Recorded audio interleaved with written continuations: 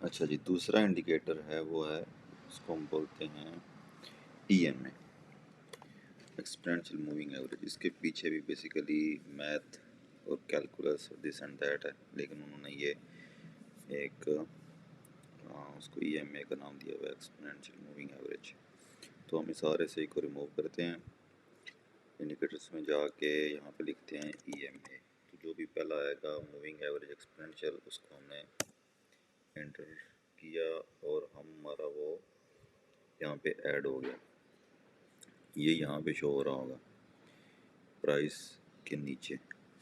अच्छा, अब हम ये फ्री प्लान है तो इस पर हम दो यूज़ कर सकते हैं, तो दो ही मैं यूज़ करूँगा इंडिकेटर। इधर फिर हमने EMA क्लिक, इस पर क्लिक किया, दो ऐड हो गए। तो हम ये 9 जो है ये छोटे टाइम फ्रेम के लिए, 5, 15, ठीक है, उसके लिए ये भी मार्केट का मोमेंटम शो करता है कि मार्केट की अब प्राइस किस साइड मूव होगी, या बुलिश मोमेंटम आ रहा है या बेरिश मोमेंटम आ रहा है।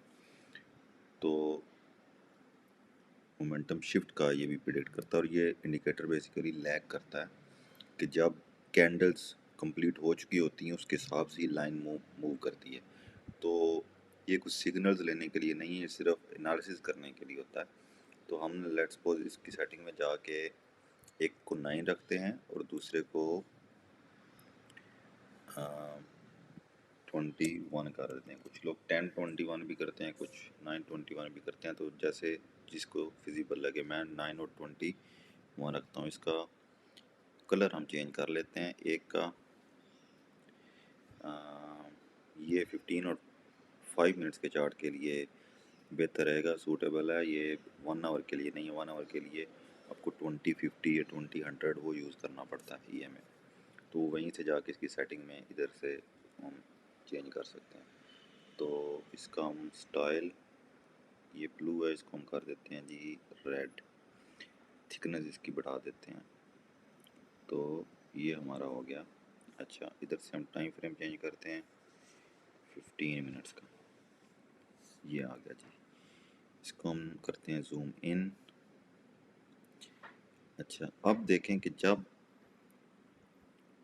इस जगह से ये ब्लू लाइन, इसकी भी थिकनेस बड़ी कर लेते हैं। सेटिंग में जाके इसकी यहाँ पे क्लिक किया, इसकी थिकनेस ये हमने कर ली। जब ये यहाँ पे थे, लेट्स सपोज हमें नज़र आ रहा है कि जी मार्केट 15 मिनट्स की कैंडल जो है वो बेरिश मोमेंटम शो कर रही हैं। जब ये ब्लू लाइन इसको क्रॉस करेगी रेड को नीचे, ठीक है, ये होगा इस जगह पे, इस कैंडल क्लोजिंग के बाद ये शेप आएगी EMA की, ठीक है, इस कैंडल क्लोज के बाद। तो जब ये ब्लू लाइन रेड को नीचे क्रॉस करे तो इससे क्या शो होता है कि जी अब ये प्राइस नीचे की तरफ मूव करेगी, ठीक है। ये प्रिडिक्शन होती है बेसिकली। और जब ये ब्लू लाइन नीचे से ऊपर रेड को करे, ये जो ब्लू है ये है 9 EMA, और ये 21 वाला जो है ये रेड है। तो 9 जब 21 को नीचे से ऊपर क्रॉस करता है तो ये बुलिश मोमेंटम शो करता है मार्केट का। तो ये हम 15 मिनट्स के टाइम फ्रेम पे देख रहे हैं, ठीक है। और जितना इनका गैप बढ़ता जाता है उतनी फिर प्राइस की मूवमेंट जो है वो ज़्यादा होती जाती है, वॉल्यूम उसमें ज़्यादा आता है। वॉल्यूम बेसिकली होता है बायर और सेलर कितने एक्टिव हैं। तो जितनी बड़ी कैंडल बनती है उसमें बायर और सेलर उतने एक्टिव होते हैं बेसिकली। तो रेड कैंडल का मतलब होता है कि सेलर ज़्यादा हैं, ग्रीन कैंडल का मतलब होता है कि उसमें सेलर ज़रूर हैं। उस 15 मिनट्स की कैंडल में 15 मिनट्स में सेलर भी हैं, एग्जिस्ट कर रहे हैं, लेकिन वहाँ पे बायर जो हैं वो स्ट्रॉन्ग थे, इसलिए वो ग्रीन कैंडल क्लोज हुई है। ठीक हो गया। तो इसको हम लेट्स सपोज हम 5 मिनट पे चेक करते हैं, 5 मिनट्स पे। तो 5 मिनट्स का ये चार्ट है।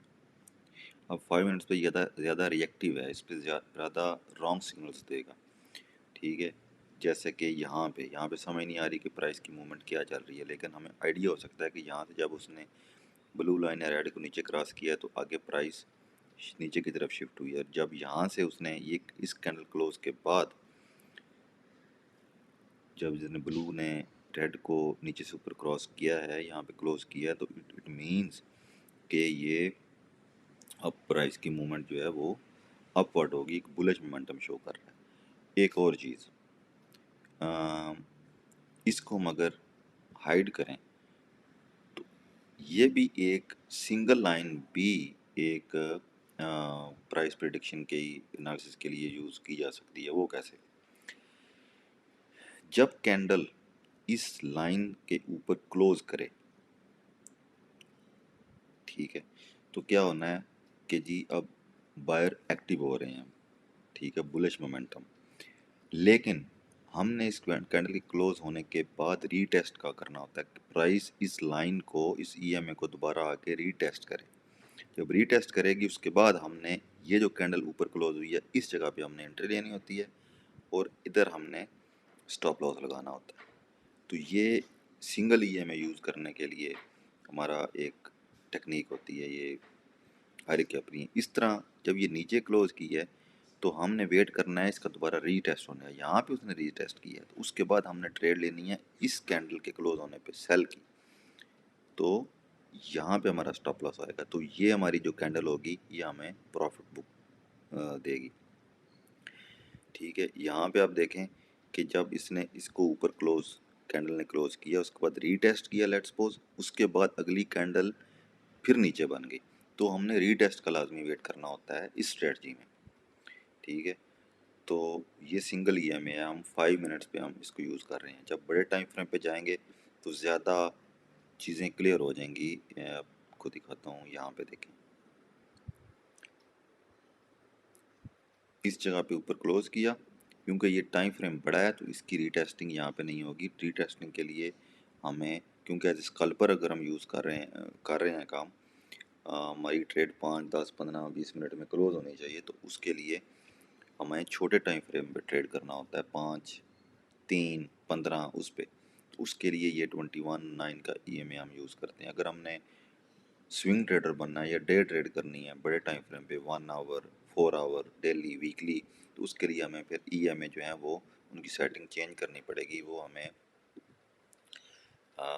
सेटिंग में जाके, इनपुट्स में जाके, लेट्स सपोज हम इसको करते हैं, चलें इसको रिमूव करते हैं, वो एक वहाँ से ऐड कर लेते हैं इंडिकेटर जो कि स्क्रिप्टेड होते हैं, किसी जो कम्युनिटी के लोग होते हैं उन्होंने अपना कोडिंग करके तो वो मर्ज करके एक ईएमए बना देते हैं। तो हम लेट्स सपोज इसको हम ऐड करते हैं, हमारे यहाँ पे आ गया, सेटिंग में गए, सेटिंग में जाके अब देखेंगे ये 4 लाइनें शो करेगा, 20, 50, 100 और 200, red, orange, blue, light blue और ये। लेट्स सपोज हम इसको क्या करते हैं, इनकी थिकनेस को चेंज करते हैं। इसकी थिकनेस इतनी हो गई, इसको थोड़ा इंक्रीज किया, ये इसको हमने इंक्रीज किया यहाँ पे, और इसकी हमने ये किया। अच्छा, अब अगर हमने इसमें 2 लाइन सिर्फ देखनी है तो हम इनको यहाँ से अनसेलेक्ट कर लेंगे, तो ये अब कौन सी आ जाएगी, 50 और 200 की, ठीक है। तो 50 और 200 की मैं यूज़ करता हूँ बड़े टाइम फ्रेम के लिए, ठीक है। अब लेट्स सपोज मैं गया हूँ 1 आवर के टाइम फ्रेम पे, ठीक है। अच्छा, तो यहाँ पे आप देखें कि ये हमारा 1 आवर का है। तो इसमें क्या है कि जब ये ब्लू जो है ये हमारी 200 का ईएमए है और ऑरेंज 50 ईएमए की लाइन है। तो जब ये ऑरेंज वाली ब्लू को ऊपर से नीचे क्रॉस करती है तो ये बड़े टाइम फ्रेम पे बेरिश मार्केट का स्ट्रक्चर हमें बताती है कि आगे प्राइस जो है वो नीचे की तरफ मूव होगी। इसी तरह जब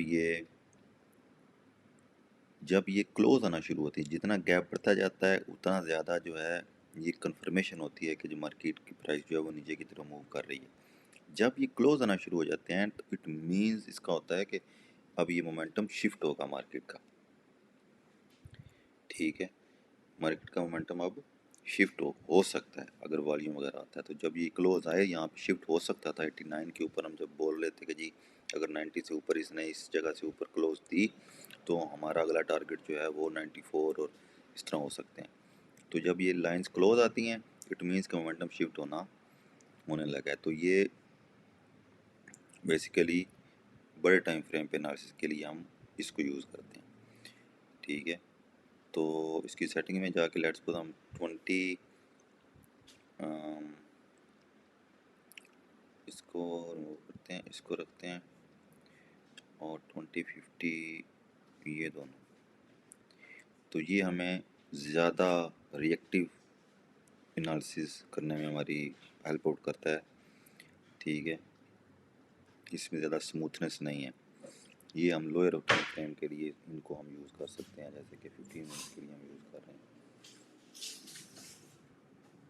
ज़्यादा बेस्ट है वो 50 और 200 for a larger time frame, और 15 5 मिनट्स के लिए 9 और 21। तो ये इसका EMA का चैप्टर हमारा क्लोज होता है। अब जब आगे हम इसको करेंगे मज़ीद इन डिटेल डिस्कस, जब टेक्निकल एनालिसिस करेंगे तो हम इसको फिर उस तरह ड्रा करेंगे।